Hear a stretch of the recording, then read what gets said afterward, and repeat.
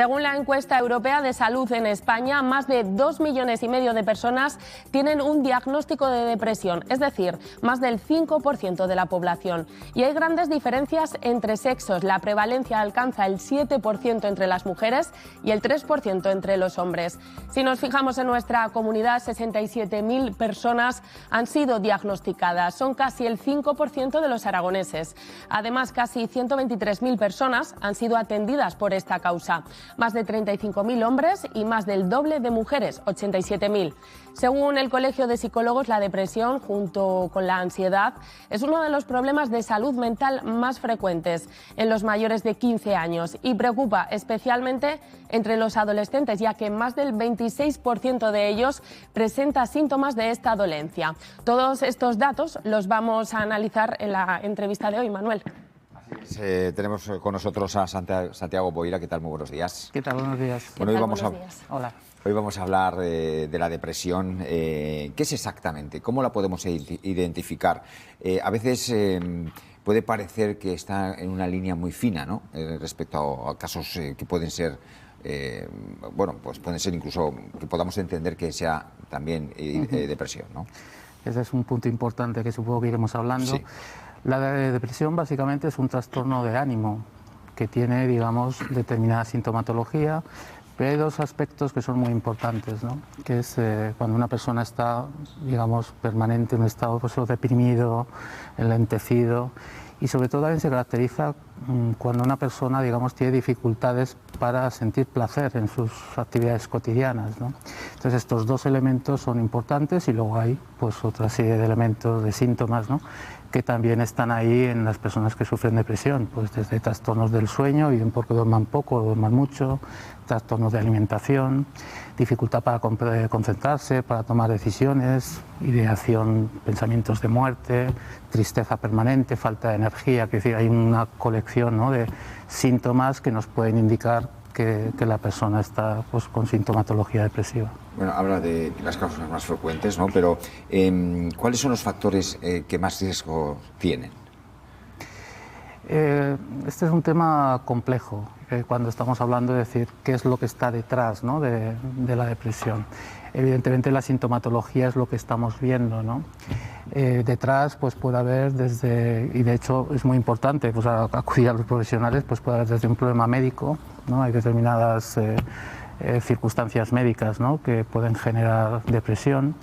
Puede haber una desestabilización, ¿no?, de las cuestiones cotidianas de la vida, ¿no? Es decir, pues cuestiones exógenas, pues, duelos, pérdida de trabajo y demás, ¿no?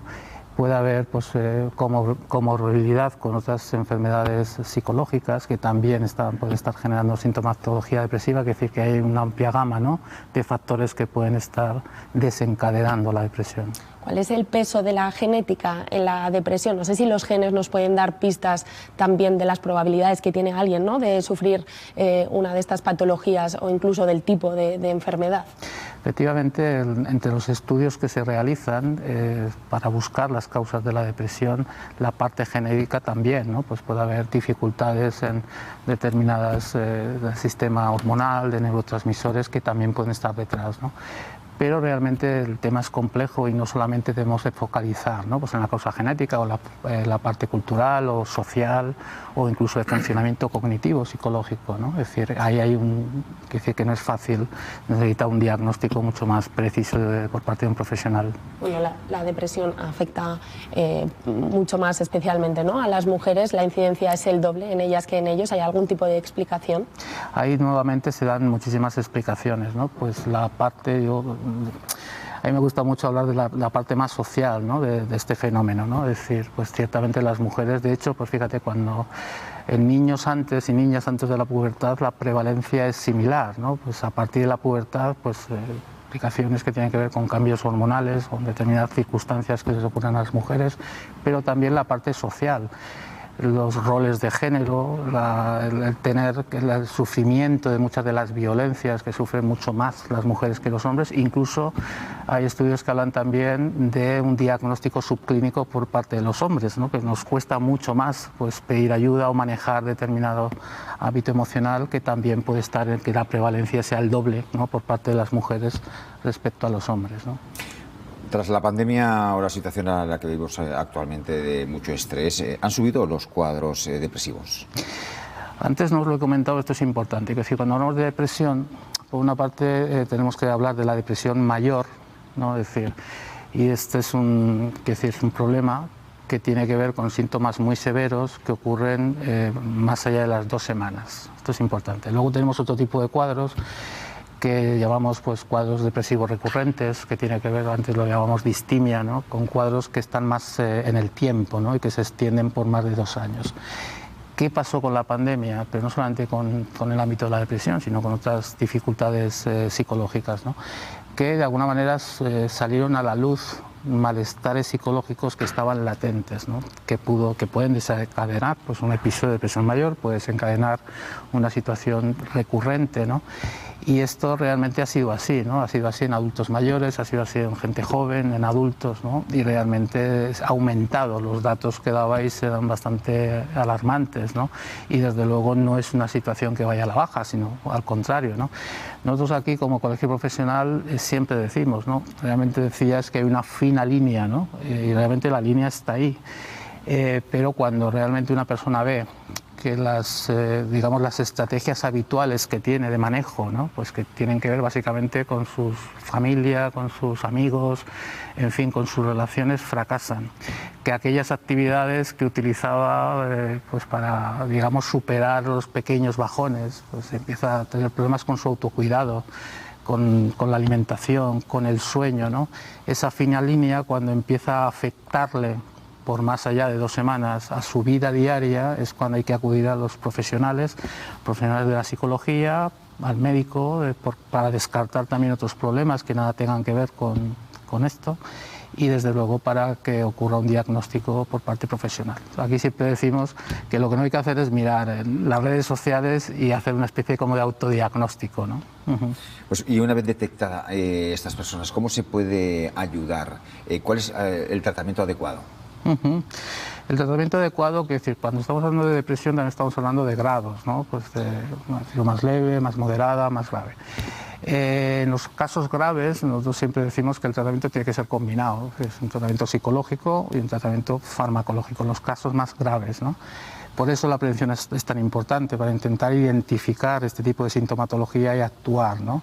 Y ahí el tratamiento de elección para nosotros es un tratamiento de carácter psicológico, que tiene que ver con la reestructuración de nuestra manera de pensar y nuestra manera de actuar, que tiene que ver de alguna manera, con reforzar todo el entorno que tenemos y de alguna manera explicarle a la persona con la que estamos trabajando cuál es el camino, porque realmente la depresión tiene cura, ¿no? El asunto es no hacer autodiagnósticos, no quedarse y desde luego pedir ayuda cuando todo el sistema de soporte que tenemos a nuestro alrededor empieza a fallar.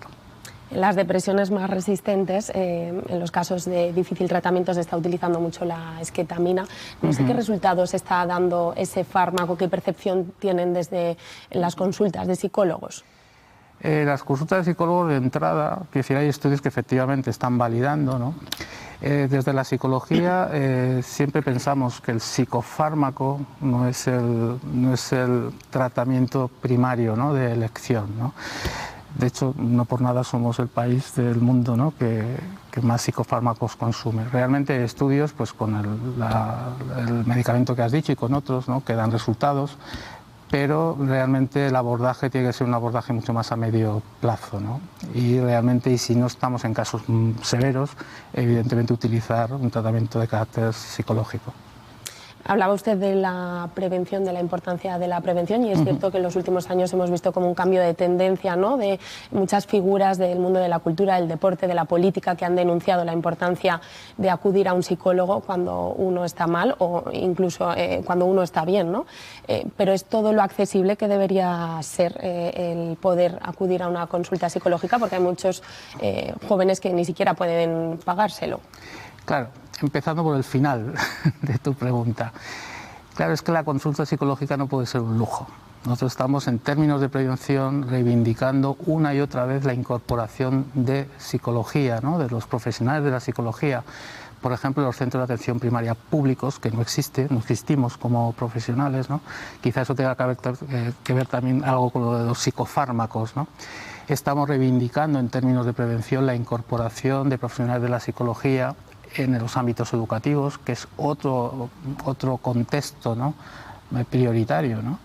Y desde luego estamos reivindicando el que el profesional, la salud mental es igual que la salud física. De hecho, hay muchos estudios que están relacionando ya desde hace décadas, ¿no? Y que por tanto no sea un lujo el poder tener una atención psicológica, digamos, a lo largo de todo el ciclo vital, ¿no? Y ahora parece ser, de hecho, fíjate que cuando hablamos dices, no, ir a una consulta de psicología, ¿no? Tiene que ser el psicólogo del centro de salud o el psicólogo que pueda estar en los centros escolares, que por cierto tampoco existen. Habla precisamente de los centros escolares. Hay unos datos muy preocupantes, que más del 26% de los adolescentes tienen depresión. ¿Cómo tiene que actuar ahí el centro educativo? ¿Debe de haber más educación? ¿Falta más divulgación? ¿Desde qué edades se debe de empezar a trabajar? Pues desde el principio. A ver, el centro educativo es un centro educativo. Y a los educadores y educadoras lo que hay que enseñarles es a detectar, ¿no? Y muchas veces, nos lo dicen los propios educadores, pues se meten en berenjenales, ¿no? Se meten en asuntos para los que no están preparados, ¿no? Incluso una intervención mal hecha puede traer consecuencias negativas. Estamos hablando de población altamente sensible. Por ejemplo, en muchos niños y adolescentes más en este caso, claro, la sintomatología no es parecida, pero no exactamente la misma. Muchas veces hay muchas situaciones de irritabilidad, agitación de irritabilidad, que puede ser confundido y detrás podemos tener cuadros depresivos, ¿no? La intervención con el ámbito familiar también es prioritario cuando estamos hablando no solamente con el niño, con la niña, ¿no? Y realmente, como decías, la situación es muy preocupante. Es decir, nosotros a nivel estatal, desde el Consejo de la Psicología, hicimos un estudio que también Aragón participó, ¿no?, de ver la prevalencia de ansiedad y de depresión en niños y niñas y en adolescentes de la ESO, y los datos realmente eran tremendos, ¿no? Y muchas de estas situaciones pueden desencadenar pues en tentativas suicidas, en autolesiones, que muchas veces va también muy relacionado, ¿no?, con el tema de depresión, y desde luego en cronificar situaciones que con un diagnóstico previo y una buena derivación a los centros especializados pues podían mitigarse.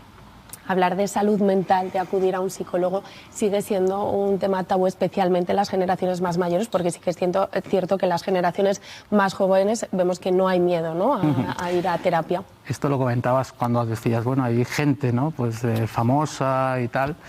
Pues efectivamente, realmente el estigma, ¿no?, el estigma sigue estando, la gente sigue teniendo, ¿no? También es verdad que esto ha ayudado, pues un poco las redes y un poco gente que tiene un poco más de protagonismo, ¿no?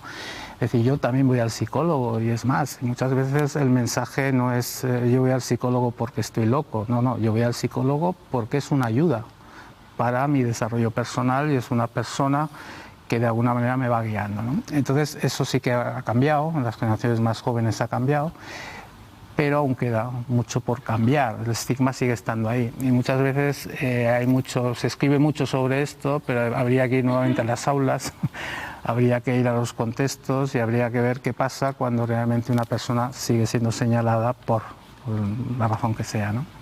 Pues Santiago Boira, gracias por estar con nosotros y hasta la próxima. Muy bien, muchas gracias a vosotros. Gracias.